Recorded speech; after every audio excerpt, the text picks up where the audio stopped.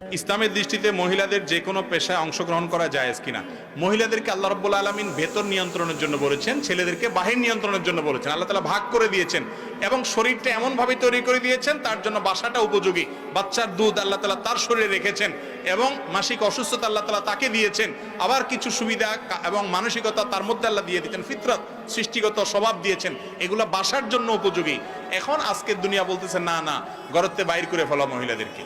বাহির করার পর একটা লজিক আপনারা অনেকে হয়তো আগে শুনছেন, ভাই মহিলারা বাইরে যারা চাকরি করে তাদেরকে দিয়ে খাটান, আপনারা বাসায় এসে আবার ভাতও রান্না করে, বাচ্চাটা গর্ভে ধারণ করে, দুধ দান করে, আপনি পুরুষ মানুষ তার ভিতরের ডিউটিতে সে পালন করাই লাগে, উল্টা বরং বাইরের ডিউটিও খাটাই নিতেছেন। এটা কি নারীর অধিকার দিলেন না? 12টা বাজালেন, আরো ক্ষতি করলেন না?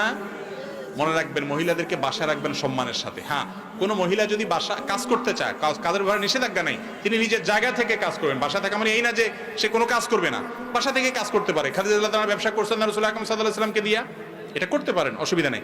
আর এর পাশাপাশি যদি মহিলারা মনে করেন আপনার এমন কোন পেশায় কাজ করেন যে পেশায় কাজ করলে তার পর্দার ব্যাঘাত হয় না, সম্পূর্ণ প্রাইভেসি রক্ষা করে করতে পারেন, সেটাও তার জন্য করা জায়েজ আছে।